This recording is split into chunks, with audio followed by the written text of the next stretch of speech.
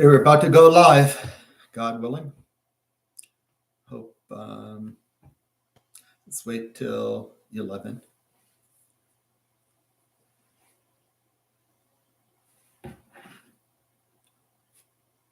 Okay, good. This should be it. Okay, so some people may have heard Happy Tu B'Shvat. We're going to do a 4-part series on Torah and the Persian Empire. So to get to the Persian Empire, we need to look at the Cyrus, who really puts it on the map. And he begins during the Babylonian Empire. So I wanted to, while we're waiting, we're not waiting, but just want to thank family, my wife, and the rest of the family, my friends, my Rebbeim teachers and teachers, our ancestors who got us here to this point, and of course our one common Father, Hashem, God of Abraham. Okay, so for those who have not seen introductions to the Moshe MS series for the alignment of Torah and science with ancient civilization. Moshe MS means, Moses is true. In other words, Moses had it right to begin with. We don't have to, another presentations, I've talked a little bit about that and how Moses has stood the test of time. Those who think otherwise haven't, don't know, they don't know.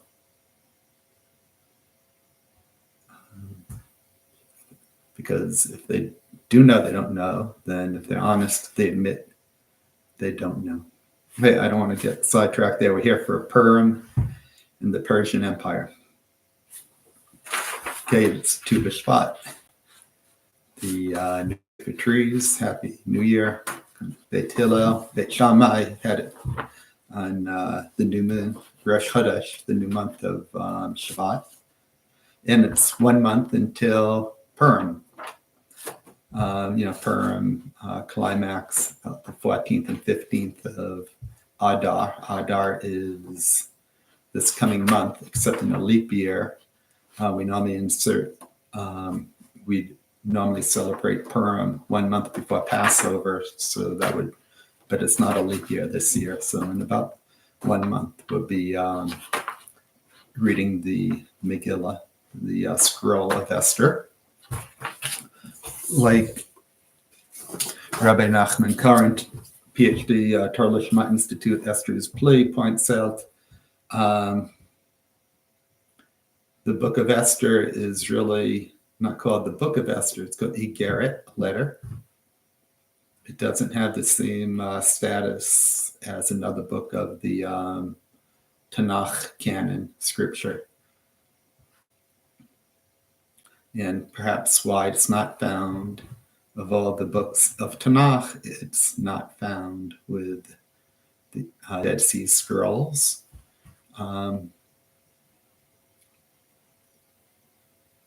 And the Tanakh that we use today is basically in perfect accord with what we've been using around the world since, as far as we can go back 1,000 years, we were using the same thing over 2,000 years ago. And so very likely all the way back, especially with all the way to Moses, with the 5 books of Moses, the ones that follow the strict script scribal rules were not changed. The ones that are not reliable are the LXX. They're translations of a corrupt, we knew from the beginning when everything's lost in translation, when the 72 scribes translated for Ptolemy II, the 5 books of Moses to begin with. They probably did some other books not long after that. They put in at least about 10 changes. I forgot the exact number, in order not to put a stumbling block before the blind, because without context, God showed Moses what he was talking about and showed a picture's worth 1,000 words. God explained to Moses the dictated scripture that Moses duly recorded, and we have that, we've preserved that in Torah Masorah. So the reliable Dead Sea Scrolls are the Masoretic text, empty, what we use today in Tanakh. The LXX is a copy of a corrupt translation, knowingly changed translation in order not to put a stumbling block before the blind. And then that was translated back to like Aramaic or Hebrew, and who knows how many times. So those are, at Qumran Cave, there are a bunch. It's like a public library there. Anybody can bring in anything. But then there are about, I think, 25 other places they found ones, that were in accord with what we were using at the Holy Temple, and what we use today with a few letter changes that don't change any, or like a vowel might, like the word David, and might be Daled Vav Daled, but the Yud, once in a while you see a Yud in there. So if something's missing a Yud, it doesn't change the meaning of the name David. Okay, so anyway, the reliable scriptural testimony has stood the test of time. So a lot of times, even what people think they know, they don't know. So there are 3 groups: is what we know we don't know, what we don't know, and what we think we know. The worst of all is probably what we think we know that we don't really know. And that's the worst of all, because if we build on faulty premise, we can construct a confirmation bias reinforced box that's devoid of the one actuality. That's pretty much what's happened in modern science. It's cumulative, should be open. Open science is much better. You can, we're talking about the Dead Sea Scrolls. At first, in the hands of a few experts, and progress is very slow. We don't even know if they were making mistakes, but once it opened up to everybody, it really moved forward, and mistakes were caught. And so too, it's much better when you have open, having, one set of eyes on it, or a bird of a feather. You can get different perspectives and hash it out. Like in the Talmud, they have different perspectives, and they'll either, if the math adds up, they'll go with that. If they have a tradition and it fits, but if say you have 2 traditions, which one do you go to with? Or maybe there'd be more than 2, or maybe there won't be a tradition. Sometimes we'll find out during Elijah, if nobody, at the complete redemption, if nobody figures it out beforehand. So in the history books,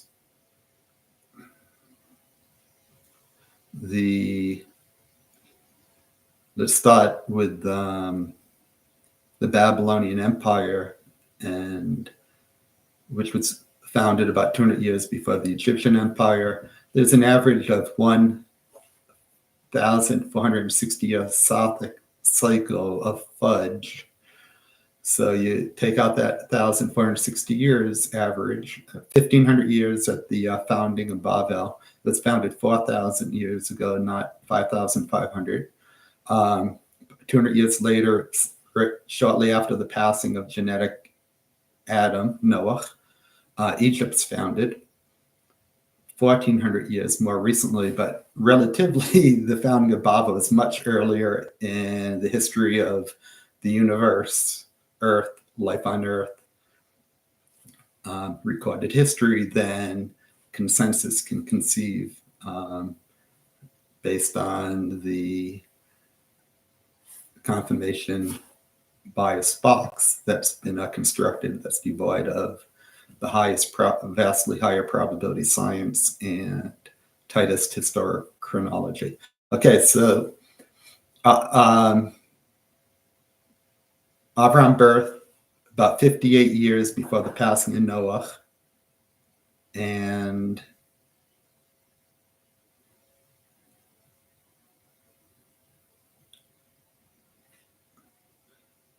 Egypt, founding of Egypt in 1948, which was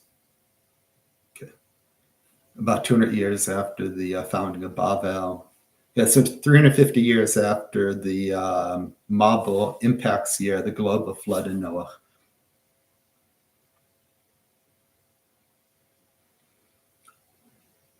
And Abraham, so that means Abraham was born in 1948, if you do the math. So 1948 plus 100, birth of Isaac, plus 400, the Exodus, 2,448 after 210-year sojourn.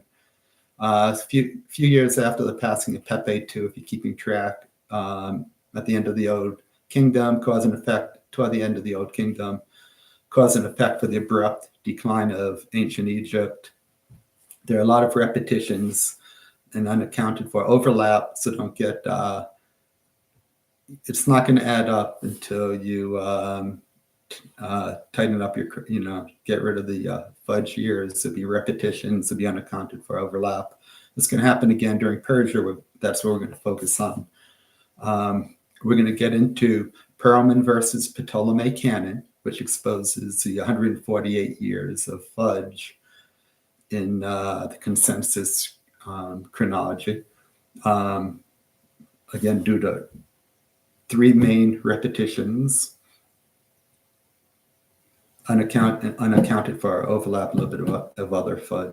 But okay, so anyway, 500 years, 100 plus 400 years from Abraham until the Exodus, 480 years split from the Exodus until year 4 of Solomon, when we begin construction of the first Holy Temple, which will last 410 years until Nebuchadnezzar year 2. So 1948, birth of Abraham, plus 500, 2,448, near the end of the Old Kingdom, plus 480. We've already passed the 108-year Hyksos occupation that ends mid-Devarim Barak, the start of the New Kingdom, passing the EA letter span that ends early King David and Tut. And now we're up to year 4, King Solomon. And his Shishak, his father-in-law Shishak, Ramses II, the famous Ramses II, that's based on Shishak. It's one of many AKAs that names that Shishak is known as. So Ramses II, we have article, we actually posted that. Check out, if you can be looking in ResearchGate under Perlman YEC, see Shishak is Ramses II, but those who say Shoshank, they're not completely wrong. There's still hundreds of years of fudge, so plenty of repetitions. But we're very tight on that. Marin Pattis, his son of Ramses II of Shishak, that's his famous Israel is no more, that is basically the United Kingdom of Israel is no more. And that's actually still during Ramses too. He, I think it was 66 years. So, he starts straight about the same time as Solomon, his son-in-law. And so he's into the mid-kingdom. That kingdom is no, kingdom of Israel is no more. Manpatus Stele is, so 2,448 Exodus plus 480, 2928, then 40 minus 4, that's the fourth year of Solomon. So go back 2924 plus 40 for King Solomon, 2964. Then 5 years later is when Shishak comes back, Ramses II, with his sons, likely, Merenptah, outside Jerusalem, and gets back his dowry, what he considers by, takes the throne, famous gear, technology throne of Solomon, etc. Okay, Holy Temple 2, 410, Holy Temple 1, sorry, 410 years. So 29, 28 plus 10, 33, 38. We're at the end of Holy Temple 1, and we're at year 19 of Nebuchadnezzar. Year 2, Nebuchadnezzar is 29, sorry, 30, 29, 28 to 33, 38. Holy Temple 1, 410 years. Year 19, Nebuchadnezzar, go back 19 years. 33, 19, year 1, Nebuchadnezzar. The following year, year 2, Nebuchadnezzar, initial occupation of Judea, and that's the start of the Jeremiah's 70 years. Jeremiah's 70 years until Cyrus' proclamation. So Nebuchadnezzar, year 1, 33:19, year 2, 33:20. Start the 7 years, year 19, 33:38, and Holy Temple 1, that's the end of the 410 years.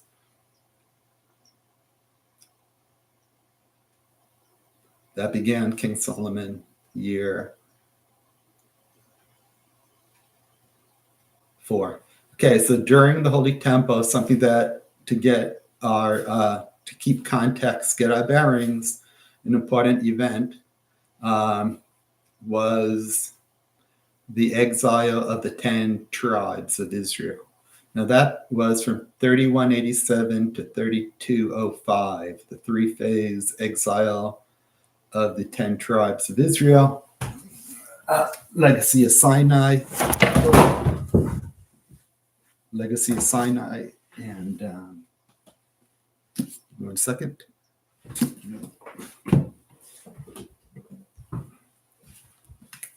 By the fourth segment, we'll get into Josephus, Herodotus, Xenophon, Ctesias, and some other historians.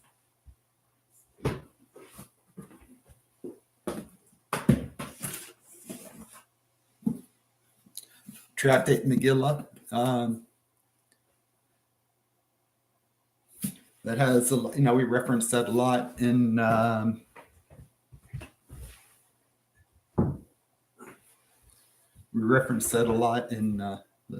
this bookend. I get when I said the 10 tribes of Israel, so needed all 12 to keep those books up. So without the 10 there, it was pretty shaky. Kind of for the Jubilee year, normally you need representation from all 12 tribes, and about 100 years after the exile of the 10 tribes, which the 3 phases ended 3205 with Sargon II. Some people equate Sargon II with Sennacherib, probably, but that's okay. So Jeremiah went and brought back representation from each of the 10 lost tribes of Israel. And about 100 years after the exile. So let's get this back up here.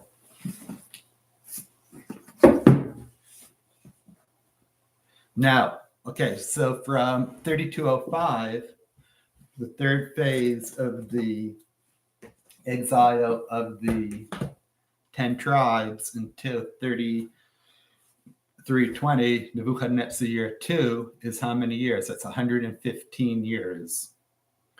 Sargon II, thriving, exile of the 10 tribes, 115 years until Nebuchadnezzar year 2. Pretty sure that's undisputed. Mainstream historic chronology.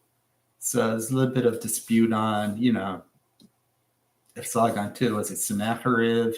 Did Sennacherib die right after?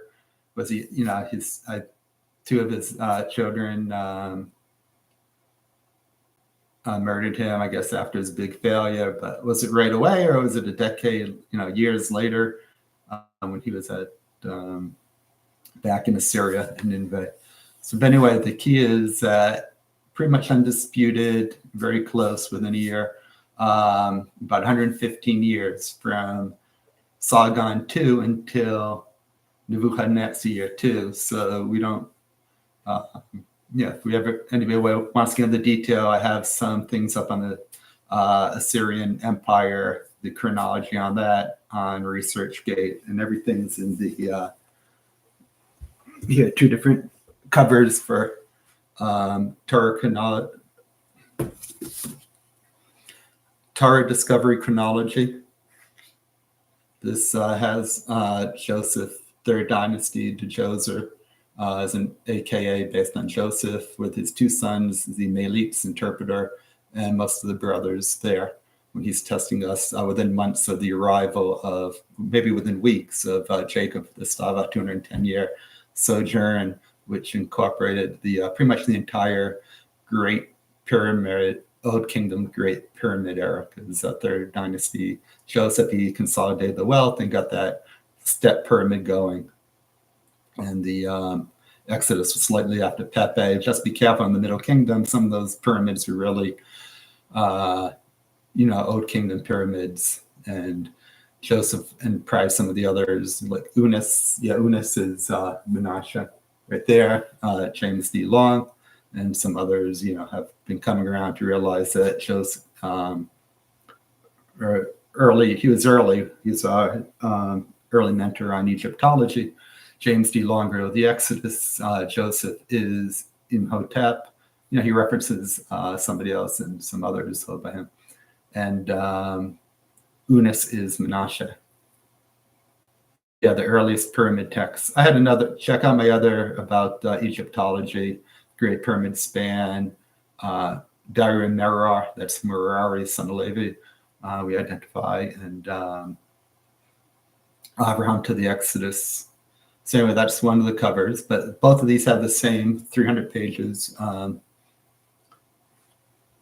Bible chronology and tying a knot. This is what we'll be talking about in the series to Darius the Great. Okay, so we'll get into that later, who he is in the history books and in Tanakh. But this is his year 2. Okay, so we'll find out how that relates and who makes what mistakes, whatever, where. Okay, so these are pretty much the same book, but whichever Moshe Emissaries, Torah and Science, and Perlman YEC. So you could, it has all, and what we'll be talking about is in these. In this one book, just one book, just 2 different covers, 2 different 2 different covers for this book. Okay. Volume 1 of Moshe MS is a framework of 6 principles for understanding science and context. It covers radiometric dating, plate tectonics, dendrochronology,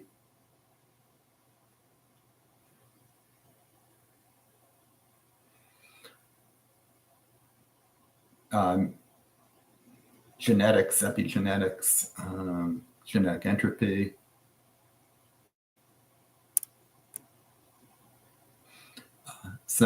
Okay, and then volume 2 is cosmology, how to reconcile all the empirical cosmological observations with scriptural testimony. And it turns out, again, Moses had it right to begin with.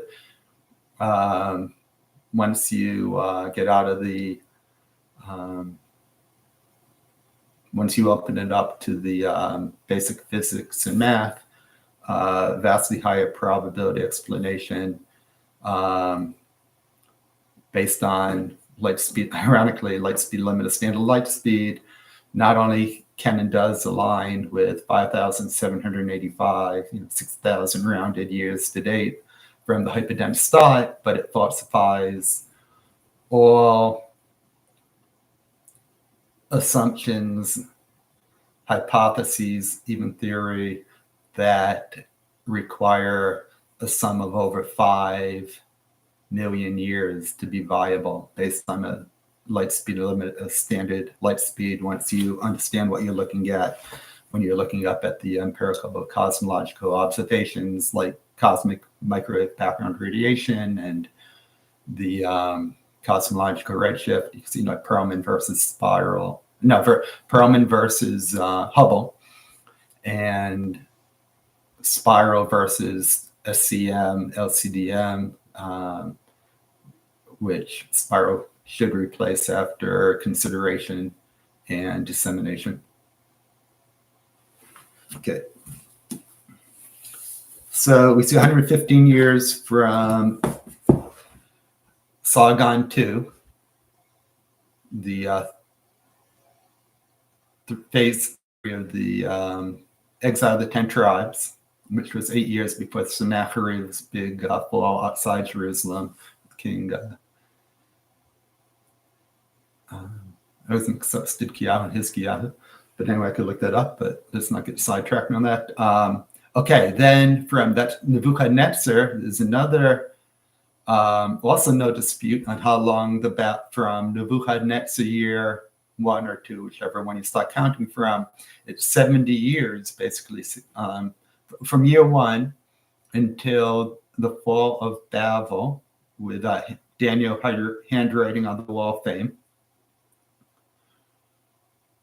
It's 70 years from Nebuchadnezzar year 1. So we were at 3319, his year 1, plus 70, 3389 is the fall of Babel to Cyrus the Anointed, and who is allied with the Medes, his uncle Darius the Mede, okay, who had year 1 of his reign as King of Kings of Babel and Media. Cyrus was already holding court years earlier, starting 3387. But anyway, so I just want to say that the 115 years from Sargon II until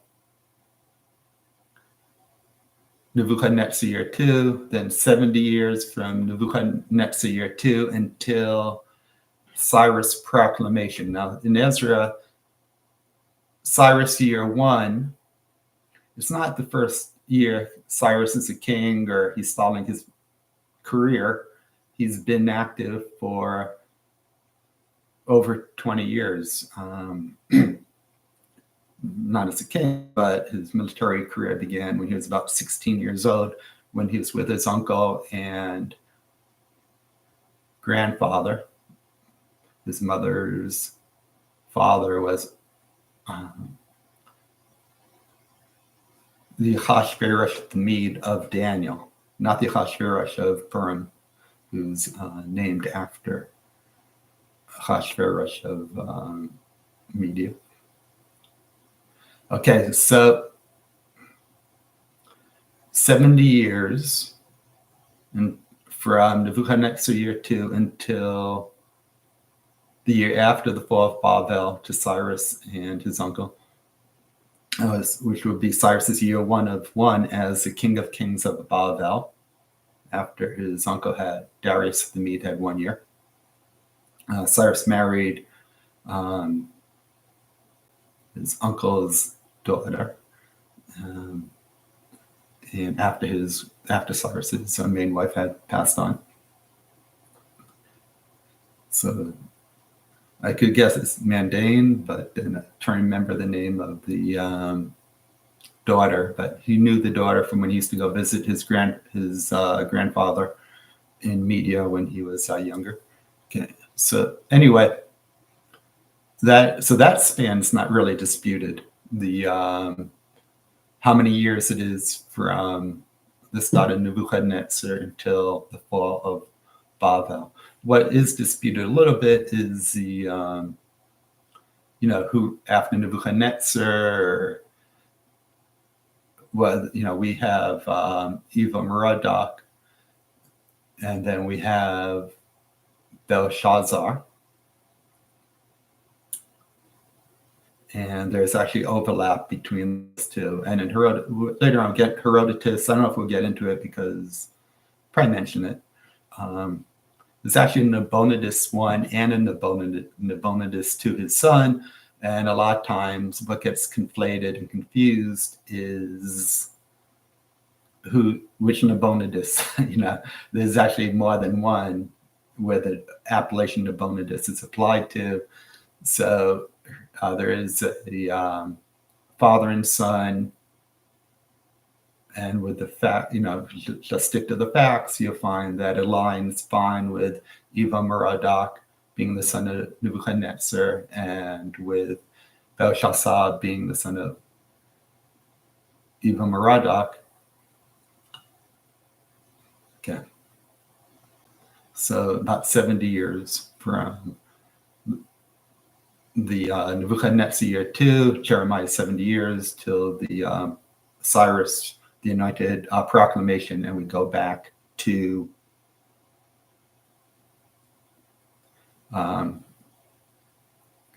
start working on restoring the Holy Temple. And okay, so again, the chronology is not really disputed, but for the numbers of years elapsed from Sargon II until Nebuchadnezzar, from Nebuchadnezzar to the fall of Babel. Okay. Now, I'm not sure if anybody had a chance to look at the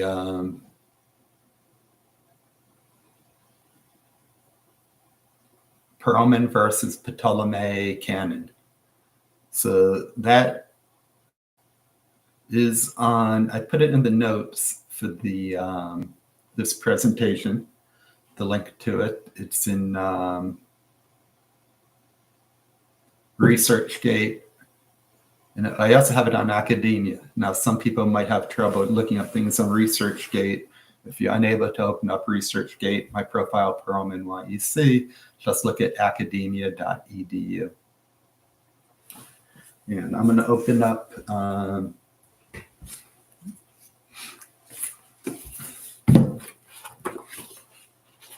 if anybody has the that file, they can. Okay, so before actually we get into that detail, I just want to go over what I'm going to try to do the next 4 weeks. Okay, so this week we're going to look at Perlman versus Ptolemy canon and Perlman's Chazal-based alternative on the 52-year Persian span.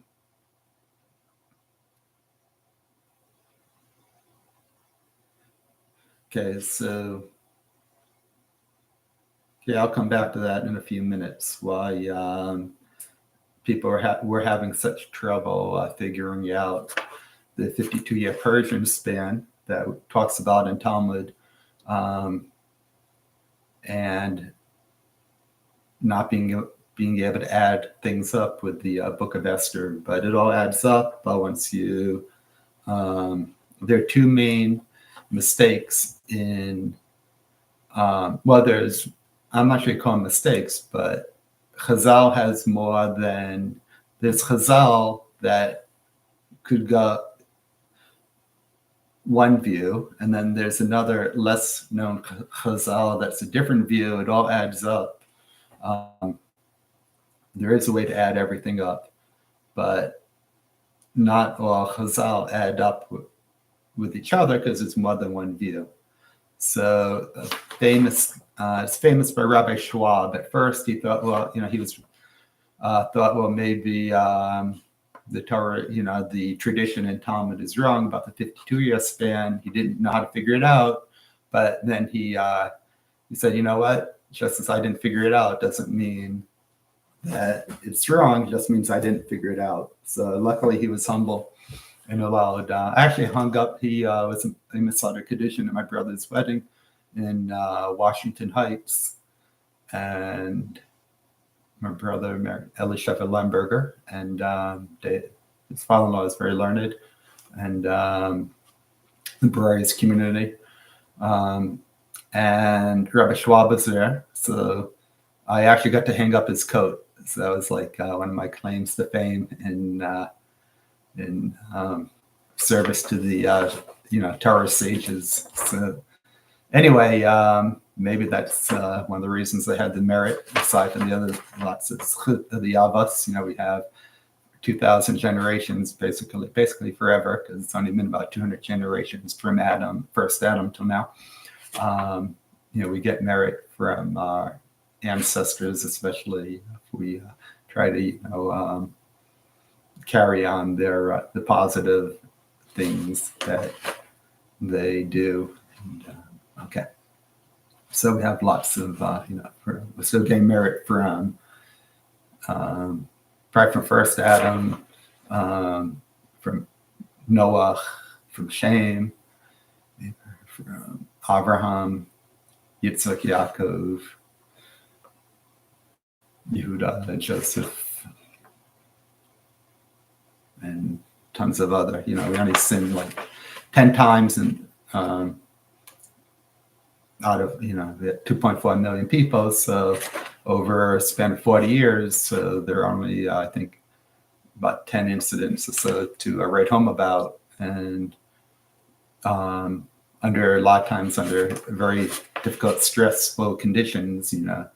It's easy to not complain maybe for some people if they don't have water, but if they're, kids, wife, they're elderly, don't know where their next, drink is coming from out of water in the middle of nowhere. It would put how many people really pass that test, and it wasn't everybody. A lot of times it's only 1 or 2 people. So overall, I thought we did much better than we would now, but hopefully we're making a comeback, and we'll be able to atone for any thing, or have atoned maybe from all the suffering we've had, and that should be an atonement for us. And okay, so anyway,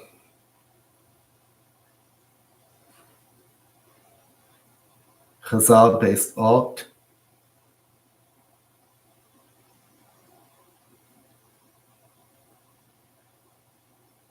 Oh, okay. So it's talking about where do we go wrong. There are basically 2 items that we'll talk about. We're talking about now a little bit.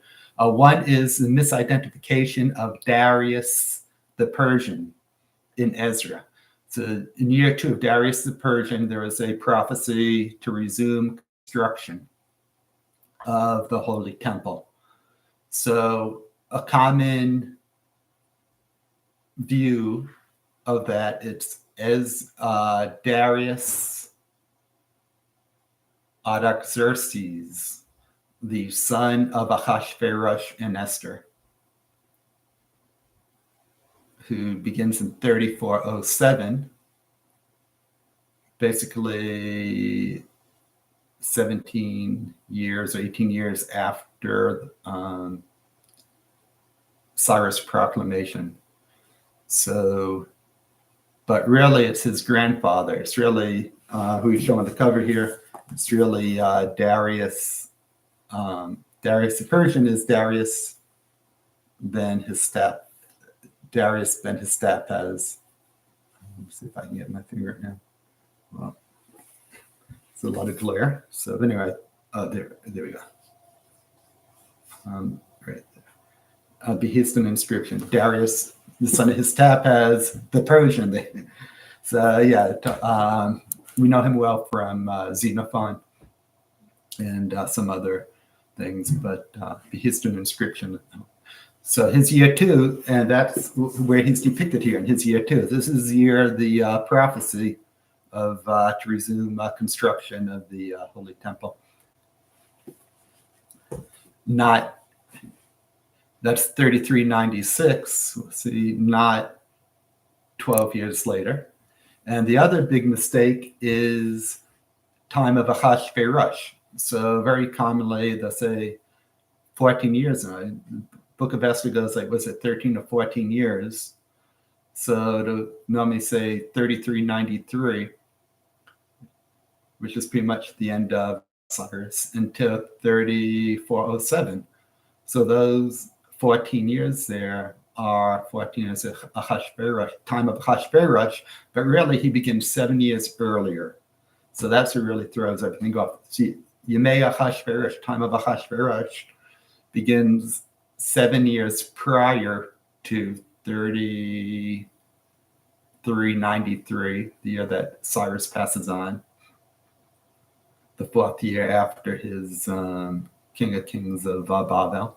Although, like I said, he was already King of Kings before that. The time of Ahasuerus begins, he gets his initial authority back in Sardis. Sardis were after a few years after Cyrus defeated Evil Merodach, the father of Belshazzar, who had come back from Taman to, because his son was like, just mismanaged things. He comes back, and Cyrus actually forces to slay him. It's in Xenophon, Cyropaedia. Then a few years later, the next major battle, very famous battle, I forgot the name of it off the top of my head. The Babylonian forces are led by King Croesus of Sardis, of Ceylon fame.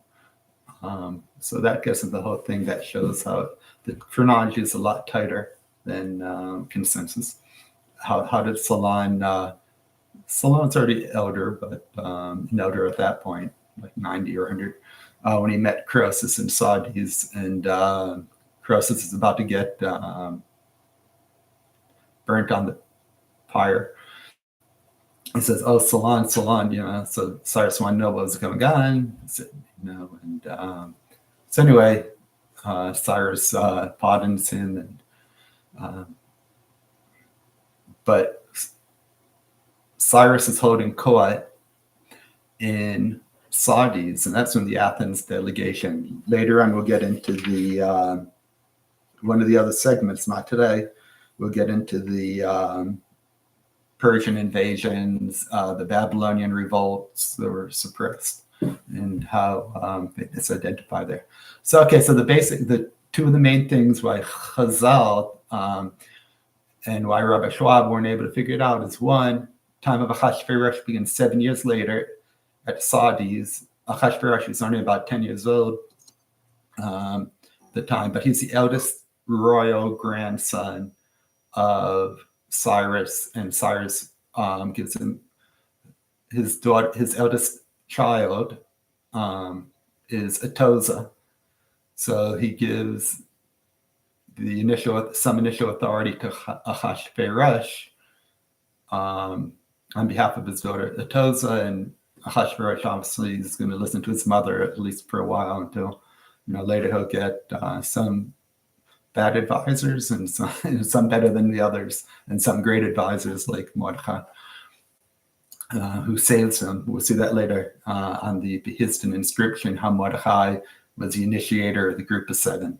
that saved Persia from false Smyrdes, and Big Sun and Sarish is related to that false Smyrdes conspiracy.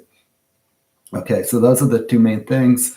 Off by 7 years. 7 years, it's 21 years for Achashverosh. And people would like to, Xerxes one is based on Achashverosh, but there's another repetition later that is too. So that 21 years for Xerxes one, so that's actually time of Achashverosh was 21 years. Okay. So it begins in 3387. Okay. And then the other one, like I said, the misidentification, who's Darius the Persian? It's the of Ezra. It's the father, not the son of Achashverosh.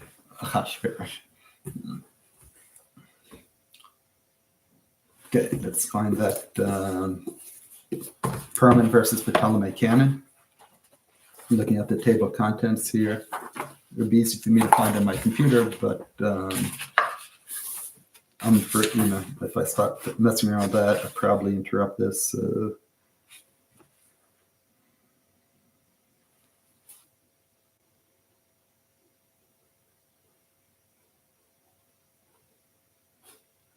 Okay, here we go. Page 204. Okay, this is 6x9 page. So it's probably like one page, maybe. I'm not sure if it's 2 pages, if it's on 9x11.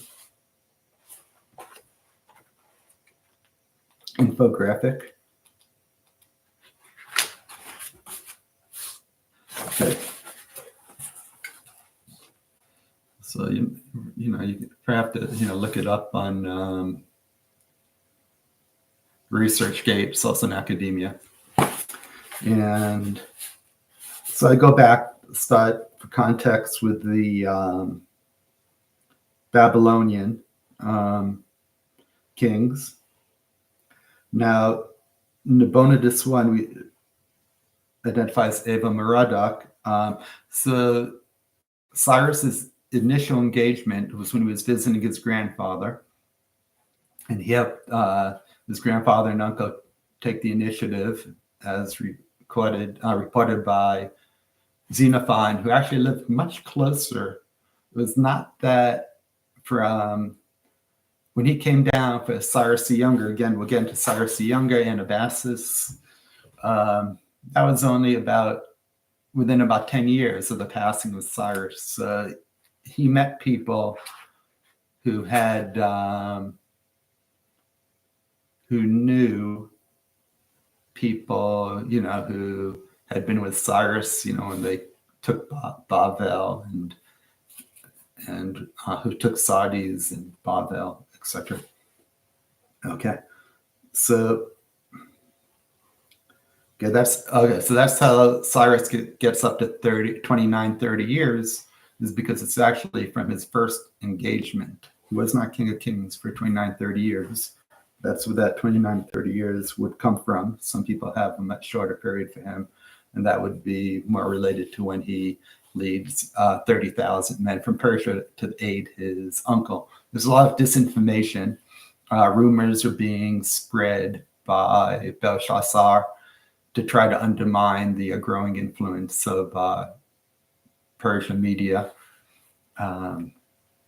And so some of the disinformation was to divide and conquer the Persian Medes. So they might say things that were bad about Persia, so the Medes wouldn't like the Persians. They say bad things about the Medes, so the Persians wouldn't like the Medes. But a lot of that was disinformation, although some of that might be based on later on. There were imposters who came up later who said they were, and somebody hits an inscription, said there are certain people. So some of that may be conflated, as far as some people thinking that Cyrus, was, going against his uncle or whatever. Really, he was very deferential to his uncle. Darius Samid. Okay, so Cyrus the Great. So there's no main repetition of him. It's pretty clear there. Okay, Cambyses II. Cambyses II, some people say 678, or I think 678. I'm not sure if there's a 9.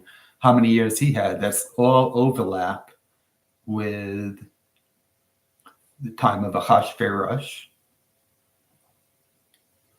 and most of its overlap with Cyrus. There's only like 1, 2, 3 years maximum after Cyrus, if that's probably even included.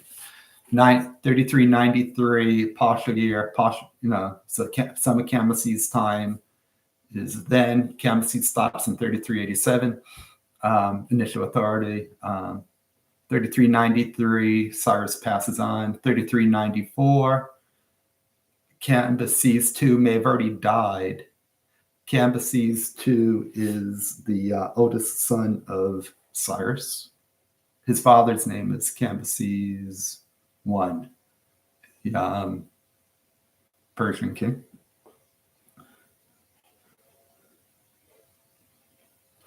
And okay, so Cambyses II is going to die a little bit before the group of 7. He's going to die after Smyrdes is already wreaking, starting his coup against Persia and endangering, Ahasuerus is in big danger. But Cambyses II is a pretty bad person who's, jealous, and he's good chance it's him and not Ahasuerus, or if Ahasuerus did have something to do with it, it was probably on the influence of Cambyses II to stop construction that Cyrus had permitted. Now, when Cyrus permitted 3390, which was 52 years after the destruction of the temple, 70 years after initial occupation of Bavel of Judea in 3320, it's a lot of time. So when they say the Babylonian exile is 70 years, the first 18 years, only some people were exiled, but a lot of them were exiled in 3327. That's when Yehoiachin, King Yehoiachin, who was imprisoned by Nebuchadnezzar, was taken. I think that's when Daniel went, maybe Mordechai too, into exile. They were both very young. Okay, so so Cambyses II dies as early as 3394. If it's 3395, it's early 3395, because the Eastern inscription, this is already the second year, 3396. So 3395 could have been a partial year when Darius won his first year. And on the Eastern inscription, you'll see they had like many, we're going to detail somewhere in here on how many battles, but let's just look up under the Eastern inscription and you can see how many battles. There was a lot of revolt going on after the Cambyses II had died, and he's on his way back from Egypt. We had been putting down a revolt. And then you had Bavel revolted twice, I think, during those 2 years. Fought Smyrdes. Smyrdes was one of the names of the younger brother of Atoza and Cambyses II. And he made this question of how he got killed, whether Cambyses II out of jealousy killed him or somebody else killed him. But this Smyrdes took that identity. Okay, should have stayed on that. Okay, so we're still now so where do the problems come in consensus? Why is Ptolemy canon inflated by 148 years during the Persian span? And there's going to be another 16 years of unaccounted for overlap or other fudge during Ptolemy II. But it's just not, so it's 164 years total. The consensus is off by 148 years during the Persian span. So there are three main repetitions. One for Darius, son Hystapes. The second one for his son Achashverosh, who's known as Xerxes I, and there's a repetition, another repetition. I mean, it would be fine if Xerxes I was Achashverosh, which he was, but there is a repetition. Okay, so we'll just say Achashverosh is the real one.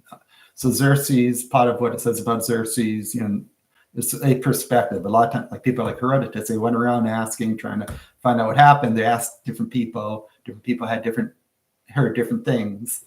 So he got different perspectives. Sometimes he would know they talk about the same thing. Sometimes he wouldn't, in which case he'd have to stack them up, try to arrange them so that they, and then also sometimes things were overlapped, and sometimes they would put, instead of overlapping, they put them end to end. Sometimes things were not in the order they were recorded in. Okay. They find like in manuscripts or whatever, but they don't have page numbers on them, or they're not in chronological order. So, okay. So who's the, so it's only 52 years from Cyrus' proclamation in 3390 until Alexander the Macedonian begins to conquest of Persia. So at the river, by the river Granicus is first the material victory, 3442. Then 2 years later, at Issus, Darius Artaxerxes flees, leaving his queen and daughter and mother, who's happened to be Esther, which only works once you understand the actual chronology. It doesn't work with the inflated year count. So we already have look for 6 names of Esther, and 2 we know, Esther and Hadassah, but 4 more, including Sisigambis is Esther. Okay, so Darius I, the father of Ahasuerus, and then the son of Ahasuerus and Esther, who's often Artaxerxes I, is already a AKA of the son of Esther and Ahasuerus, and then who will also have a repetition. So those are the 3 main repetitions. So let's see. Darius I, son of Hystapes. Okay, so he's actually only king for 6 years, not 36. He probably, his lifespan's 36. But he had a big influence. It was all overlapped. It was from his son's pretty much year 3396 is, I believe, year 10, so 3395. So I think from year 9 until year 14. So the Holy Temple were his years. Darius, the Persian, years 2 through 6. So he died not long after his year 6 as king, but he's more like a regent king. He's and he gets along well. Somewhere in here we have and actually in the Purim of the Persian Empire has a nice picture on, it looks like 2 kings and they're the same height. One is on the throne of the golden scepter. One is father and son. It's probably Darius, then Hystapes the Persian, and Ahasuerus in that picture in here.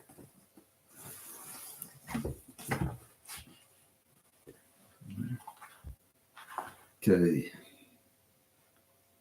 So Artaxerxes, okay, so in Ezra, so after it mentions Darius the Persian, it's going to talk about Artaxerxes. So really, it's not the same person. It's really the father of Ahasuerus and the son of Ahasuerus is Artaxerxes. They have a whole thing about, righteous kings. A year is based on the first day of Nisan, the spring month of Nisan, that Passover falls in the middle of, 1 month after the Purim. So that would normally be, so if somebody became a king like a month before that. So the end of his first year, it's a partial year, is Nisan. And then, so by, that would start his year 2, even though he's only been king a month, because his second year, because this first year is a partial year. And non-righteous kings, or foreign kings, would normally, non-righteous and foreign would normally be based on Tishrei, the old, when Adam was formed on day 6, the first Rosh Chodesh Tishrei. Oh, that's okay. I don't want to get sidetracked. Look at, I was talking about the Chinese New Year in the last presentation I made. So Noah, the 600-year count of Noah, could have been based on the New Year for trees, like Shabbat. I don't get too sidetracked or I'll lose my chain of thought. I'm going to do probably anyway. Okay, so, oh yeah, so in the book of Ezra, why is Artaxerxes accounting from Tishrei and Darius the Persian accounting for Nisan? So I have, I see Darius the Persian, possibly Chavona, that doesn't fit with every Chazal, but it seems to add up well. What's Chavona doing over there? Is on Purim we say Gam Chavona, Zachur Latov. Good chance it's the father of Achashverosh, and that's why he could be around when that was happening there. And Chavona, okay. And of course, if you see in Ezra, he's righteous. And you can see why he's righteous, and he made sure that nobody interfered with the resumption of the Holy Temple when the Samaritans or whoever was over there had been transplanted by the Assyrians, were trying to obstruct the restoration of the Holy Temple. Okay, and then so Darius, the son of Histapes, has a repetition. Achashverosh has a repetition, and then Artaxerxes, the son of Achashverosh and Esther, has a repetition. Those are 3 large repetitions plus a lot of overlap. So if you look in Perama versus Ptolemy canon, so you see those repetitions are Darius 2. It's the repetition of Darius 1. Okay. Of Darius the Persian. Artaxerxes 2 is a repetition. Again, a repetition doesn't mean it's exactly the same. It's going to be a little bit different perspective. But that and Xerxes 1 are based on Achashverosh, the one person of Achashverosh, the factual parts of them. Then Artaxerxes 3 is based on Artaxerxes 1. So that's Artaxerxes 3 is based on the son of Esther, Queen Esther, and Achashverosh. Okay. So those are the 3 main repetitions. I already explained how a lot of that overlap happened. 3387, starting with Cyrus in Sardis, where he's holding court, and the Athens delegation would visit him there. It's already there. It's already the time of Achashverosh. It's already the start of Cambyses II. They're already getting some initial authority. And Darius, his father, Darius the Great, but Histapes is, he's important, but he's not, Cyrus is concerned about him. He has a vision when he's up at, on a campaign, and sends Histapes back to check up on his, what's going on with his son back in, back home. I guess there are some rumors going on, or Hashem gave Cyrus a vision. And okay. Oh, so all of that, Darius the Great, all those years, and of his repetition, Darius too, that's all time of Achashverosh. And so you can, and Cambyses too, so you can see how there's a lot of unaccounted for overlap. So, okay, so anyway, maybe we'll have a little time for the Chazal-based alt. I already kind of covered most of that, how the Chazal-based alt, the Tam Achashverosh starts 7 years earlier. One way we know that is at the banquet of Vashti, they took out some of the royal vessels from the Holy Temple that had been taken by, during the Babylonian destruction and occupation. So they were given by Cyrus to us to take back with in 3390. So why is it in 3393? How could the banquet of Vashti be then? What are they doing when did the vessels get back in Shushan or whatever? They didn't. They were back in Jerusalem at that time. We took them 3390, and the banquet of Vashti was 3389 or early 3390, possibly. So how did? Okay, so yes, I guess that is today. So later on, I'll say what's going to be coming up in segments 2, 3, and 4. Let's talk a little bit about that point. So that's one of the tells that the consensus of Achashverosh time of Achashverosh not begin to 3393 has to be is something not adding up there. Now 3393 turns out to be Achashverosh year 7 when Esther is queened. So the question is, was it before or after Cyrus dies? But Cyrus could have been off a campaign, then not well. So I don't think it's that an issue whether that was Achashverosh decided to wait till Cyrus died or did it before. But 3393 was time of Achashverosh year 7. That means time of Achashverosh year 3 was 3387, 3388, 3389, the year of the fall of Bavel. So this is in Chazal. So this is a nice resource book to have, Ishai HaTanach by Yishai Hasidah, Encyclopedia of Biblical Personalities. Okay, so if you look up on Vashti she was taken. So during the fall of Bavel, remember Daniel handwriting on the wall, there's a lot of confusion. There are 2 or 3 different places. I think it's in Talmud, it's in Xenophon, Cyropaedia. I think it's at least in one other place. I'm not sure if it's in Herodotus or not. There's a lot of confusion going on in Babylonia, Bavel. I think Cyrus diverted a river and was able to go through where the river flowed. And so just like as Hashem, caused, as Daniel had translated the handwriting on the wall. So Vashti was probably the daughter of Belshazzar, or could have been the sister of Belshazzar. She could have been the daughter of Eva-Merodach. She's like going around looking for a father, probably the daughter of Belshazzar, I'm thinking. And in the confusion, and so they hear, who are you? What are you doing? So, I'm the daughter of the king, whatever.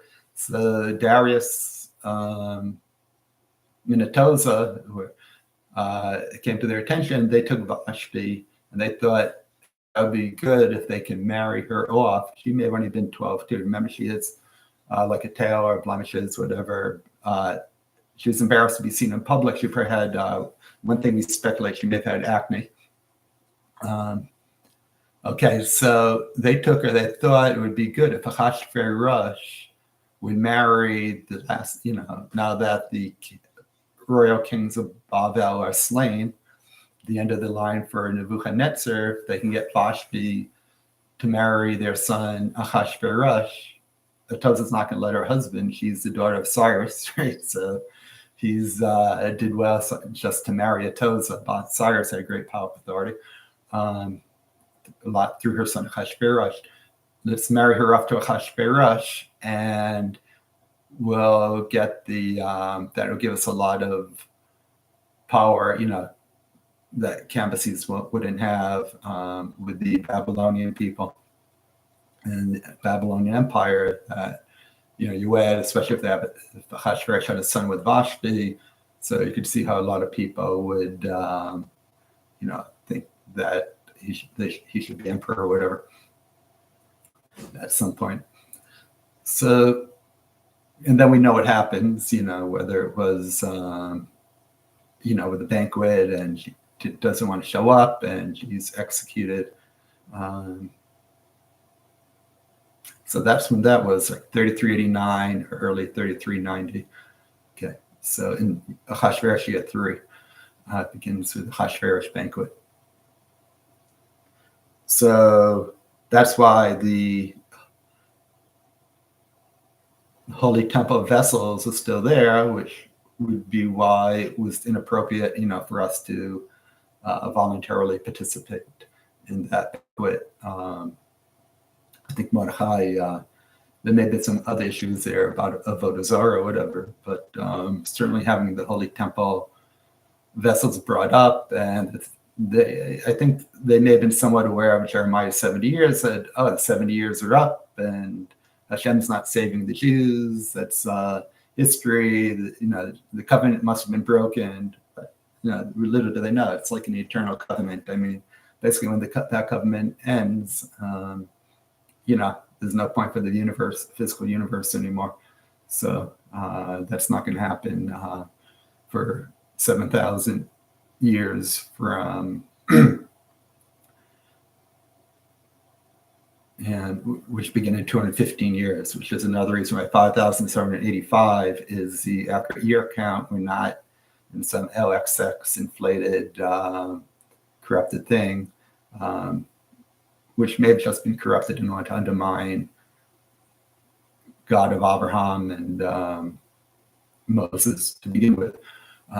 They have us in like year 7,000 something. No, we're not even in the sabbatical millennium yet. We have 215 years to go, but the way we'll talk, I think in segment 4, we'll talk about Daniel, the 2,300 years, and then 30 or 45 years after that. And so we're actually right now in the final redemption process this past century, and getting lots of makeup tests so we can that we may have messed up on before, including the Gan of Eden. But anyway, I've talked about that before, some of that. So okay, so yeah, the Banquet of Vashti, year 3, Ahasuerus, was before the 3390 Cyrus proclamation, when the Holy Temple vessels went back to Jerusalem for the resumption of the Holy Temple service. Okay.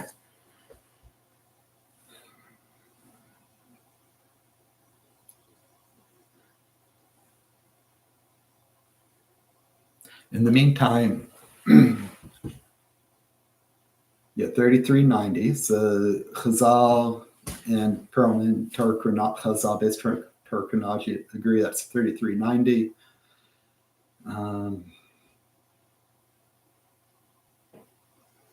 We agree that 3407, year 1, Ahasuerus is and Esther's son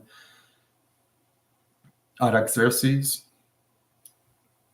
We agree 3410 is the start of Shemitah, sanctity cycle. So 7 years about 3410, just like when we came in from with Joshua after 40 years in the wilderness on a 42 stops. So there at the end of 40 years after Moses passed on, we didn't start Shemitah sanctity right away. It was we have that in the Torah chronology, how many years it was. It's about 16 years, 13, 16. We have it down, but it wasn't right away. And also, that Jubilee, that cycle ended sometime after the destruction of the temple in 3338. So now when we're resuming, it's on a different year count. Now we're on a multiple of 7. It's the sabbatical year. So 3416 is the first sabbatical year. So 3410, we agree on that, is the start of the Shemitah sabbatical cycle. And then it's going to be the sabbatical years will be on multiples of 7. So 3416 is the first sabbatical year, multiple of 7. 3829, if I recall, the year before the destruction on the 9th of Av, approximate destruction of Holy Temple 2. So the year before that in Talmud was the last sabbatical year. So it's 420. The 420 years, if it has a basis, it's in historic basis. Actuality, the 420 years is actually, they got that 420 number and they may have misunderstood it, but the way it works out, the math works out, it's 3410 until 3830 in 70 Christian era. If you got, it's 2025 now, Christian era. Subtract that from 5,785, and you get 3760 plus 70 is 3830. The year, I think it's again undisputed. Again, from like the end of Ptolemy II, starting the end of Ptolemy II, there's no more dispute in the chronology. So 420-year Second Temple span is from 3410 until 3830. That's 420 years. Okay, Ezra does come in year 7 of Artaxerxes. So I think that's 3413. So mid that first sabbatical cycle, which was 3410 to 3416. Artaxerxes year 32, the last year in Nehemiah, the last given years, Artaxerxes. This is actually as Ezra and Nehemiah, Judaica Press, very nice. Daniel, Ezra, Nehemiah. So add 32 to 3407. It's about 3420, 38. It's only like about 4 years before Alexander is at the river Granicus. It's the last given date in Tanakh. Non-prophetic, that when it's talking about that actual year. And by then you already have Yedua. Okay, we'll talk about that later about Shimon HaTzadik, Yedua, Alexander. So that was segment 1. Now hopefully I see a lot of comments. Hopefully we'll do some question and answer if people want to hang around. It's already going. I think we've gone over a little bit here on the time. Yeah, did an hour and 18 minutes. So just coming up next week, same time, 11 Pacific time, 2 o'clock Eastern Standard Time. We'll focus on archaeology, a little bit more on Behistun inscription, Elephantine papyri. So it'd be Perlman versus Potin on the Elephantine papyrus. That's the infographic we have. The Persian invasions. Dead Sea Scrolls. We talked a little bit about the Dead Sea Scrolls already. Okay, third week, and that's next week. The following week, historians, 10 historical eclipses to help base the, because we can go back and figure out when there were eclipses. The consensus, because it's inflated, they're applying a lot of the eclipses to the wrong eclipse. They're applying the historical events that were by a eclipse to the wrong eclipse. So we correct the history books on the 10 historic eclipses. And that's an article we have posted on ResearchGate, Academia, and in the Torah discovery chronology. Get untying a knot. Herodotus, Xenophon, Cyropaedia. Again, is again in 2 weeks. Younger Cyrus, and the year who did he go against? It was actually Ahasuerus and Esther. Daniel was about. Okay, Cetaceus was there. Cetaceus, we'll talk about Cetaceus. I can't pronounce. I always pronounce it wrong. I get corrected by somebody at our weekly Torah study group. Thaiduces. I know I'm probably pronouncing that. I think that. Okay, so we show how that aligns. Plutarch. We've got Plutarch. I have. This is Plutarch here.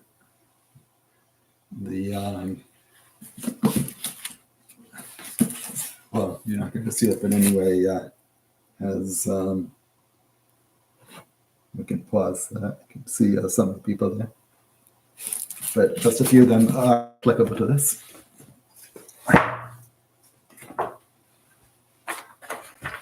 Okay, Olympiad dating, Josephus.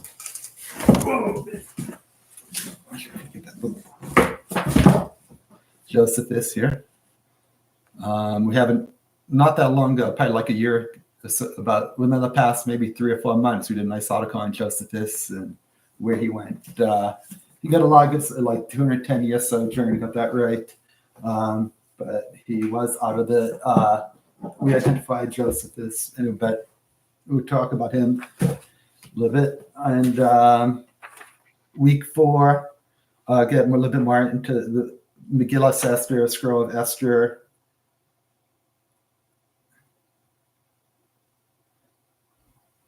By Yadua and Shimon Tzaddik meeting Alexander.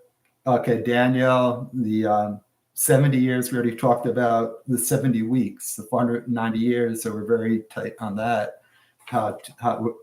where to align that, how that aligns, the 70 weeks. And his, that's, I think, chapter 9. Daniel. Then I think chapters 8 and 12, or 8 and maybe 13. 2 chapters have either 2,300 or 1,000 plus 1,300. So actually, we identify who we think that applies to about 1928. If you go from 3389, Daniel handwriting on the wall, Darius the Mede. Year 1 of 1, and add 2,300 years. Who fit that prophecy? There might be somebody fits it better than who we're thinking about, but we do have a favorite candidate that seems to fit very well for that to kickstart the complete redemption process in progress. Okay, then, so other ways we know that consensus is inflated by about 148 years. I can't pronounce it, but I call him Bag of Aces. He was like, he shows up in Ezra and Nehemiah, and also Alexander suspects him of being involved in the murder of Alexander, the Macedonian's father. Philip, the regent. Arsames. Okay, so Arsames, he's still around for quite a while. He's the father of Histapaz. So Arsames, son Histapaz, who's very involved with the Persian, knew the Persian dance, and Xenophon with Cyrus. And the father of Darius, and Histapaz, the father-in-law who married Toza Bas Cyrus, whose son was Ahasuerus.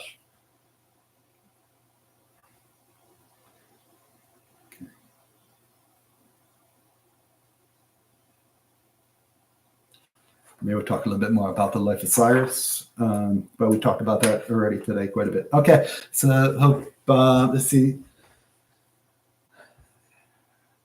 Okay, somebody's saying there was never an Exodus or Egyptian people were Hebrew speakers and never, I'm probably jumping in here, and that's so, just because, the only reason people think there may not have been an Exodus is there a straw man logical fallacy if they assume that Egypt was founded 1,400 years earlier than it really was. So they're going to be looking, and then they go to the Tanakh and they subtract backwards. You're going to be looking at 5,785 this year minus 2,448, 500 years after the birth of Abraham.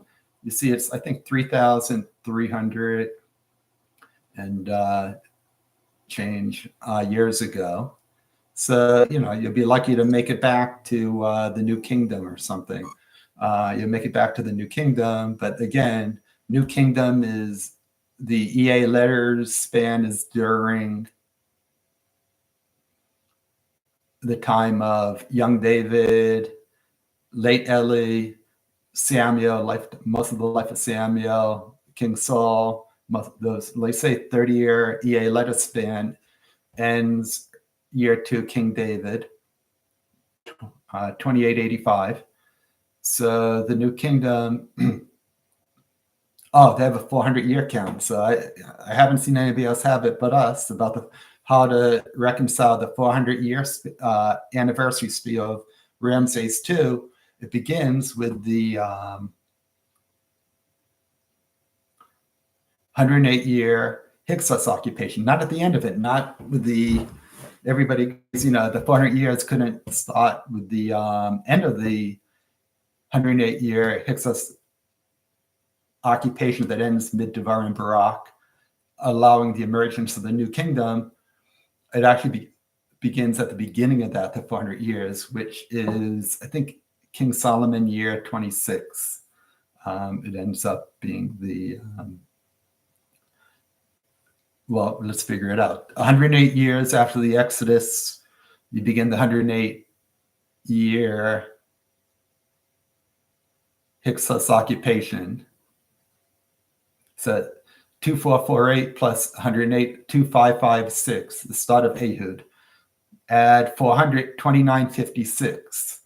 King Solomon started 2924, 480 years after the 2448 Exodus. So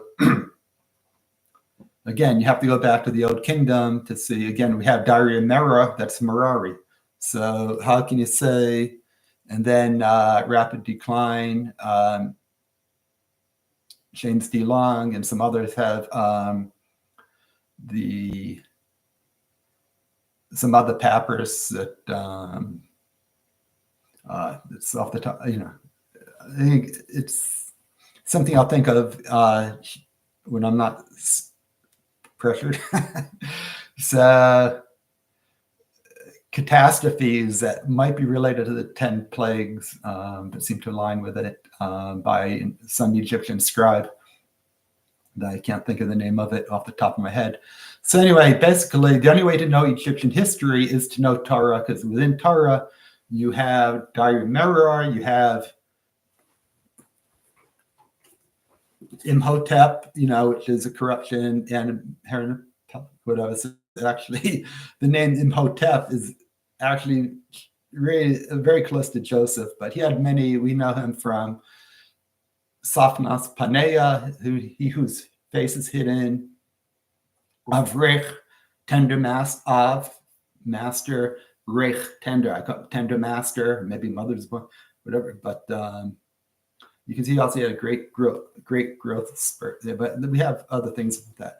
So yeah, we know more about Persian history, as I just illustrated, than Persians do, because they were under Greek domination for and then Roman domination for hundreds of years. So they were in that education. It's like having the Department of Education, and from a hostile country, that let's say a tyrant wants to erase the memory. They're going to relocate people from where they were, and they're going to, isolate them, teach the kids like the Russians used to do. They used to conscript to the Russian army during the Tsar from a very young age, and they were like children that were kidnapped, and they to wean them from, block them from knowing, from a Torah lifestyle. So even Plato conceded that the Greeks didn't even know their own history for over 100 years because of inland fires.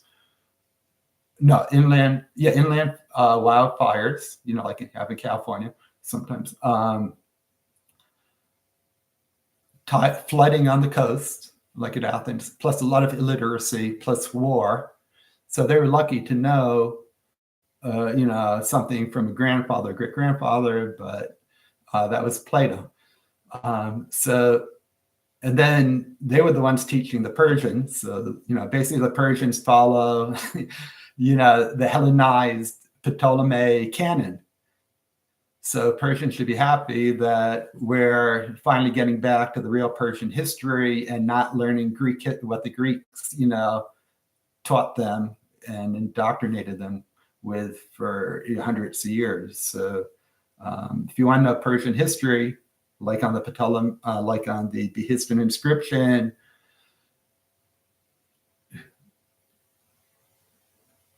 who Queen Esther was, who Ahasuerus was, who Xerxes was, who Darius the Great was, what great things he did, Cyrus. And then, you want to come study Torah, Persian Torah chronology, Chazal-based Torah chronology. Same thing for an Egyptian. If you're interested in, if your ego allows it, if you're want to serve God, one common Father, God of Abraham, if you're a true follower of one common Father, submitting to one common Father, obviously you want to be like Ishmael. He did repentance later when he got older. He wasn't even that old when he. So you definitely want to. Like I said, the final redemption process was, so Moses said himself that the exile, after we sinned, we go in exile, then we went in exile again. It was a long exile. It's easier to forget that also the redemption is also part of it. So we're no longer, God's right now, God considers those who hate him, idol worshippers in a way, foreign worship, and those who hate the restoration of Jewish Israel are basically worshiping idols. So a type of idol worship. So, sincere Islam are actually pro-religious Zionism, only the ones who've been indoctrinated. It's just like, you can't, just because somebody's, born Jewish, if they think that the Torah was man-made and you can pick and choose, and that, the Exodus was, just a fable, and, that Abraham, the shepherds were, anyway, the point is that there have been times in history where you've had great, prophets and leaders, and some of the people were, going astray, and other times have had righteous people and the leaders were going astray. But you don't define Judaism by people go astray. You define Torah Judaism by an unbroken chain of Torah Messiah that comes from Moses. And, you may have found it, but we never lost it. So you definitely want to be to be in good standing with one common Father, you want to be supportive of the restoration of Jewish Israel in progress. Okay. So anyway, hopefully we'll see you next week at 11 Pacific time. More on archaeological findings, then more on historians in 2 weeks, and then in 3 weeks, we'll get into some of Tanakh, some of the and the Book of Esther. That's going to be like only about a week. So, and then Purim's in a month. So, if people are still interested, then, maybe we'll get into some of the other topics that we write about in Torah chronology, which includes, just look at the index and you can see all the topics that we cover from Creation Week and First Adam through Noah, through Abraham, the first wars, Nimrod, the Akkadian Empire, ancient Egypt, and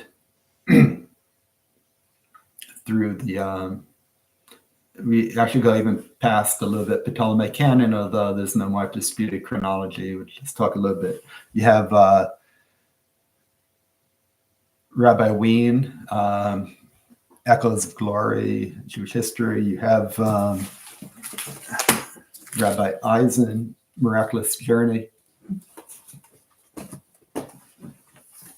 Oh, he has a good book on the Second Temple era, history of the Second Temple. Rabbi Goldworm, I believe, right? Interesting Purim. This is Rabbi Huttner on Rabbi Stopler on Rabbi Huttner's teaching. I think I met him at Camp Morris, I believe, when I was about 16, before I went for my first gap year for my degree in Israel. Went to Hachshira, it's a Devar Yerushalayim a little bit, some Torah and science. Hall of Famers there, Rabbi Dom Challenge. I have that book over there somewhere. Okay, very good. Hope somebody learned something or enjoyed it. And yeah, I could always email, private message me or comment after, and I'll try to look through the comments. I'm going to try to, I'm not sure, hopefully I won't lose the chat when I go here end stream. Okay, good week. Happy to B'Shvat, Trent. Yeah, I think raisins, figs, very healthy, I think Rambam are lots of physical well-being, what foods are, some eating habits. Now we have Maha, Make America Healthy Again. So lots of physical well-being, and the Kitzur Shulchan Aruch has some tips. Okay. Very good. Baruch Hashem. Try to learn a little Torah every day. Rashi, Chumash and Rashi, is to take it in context.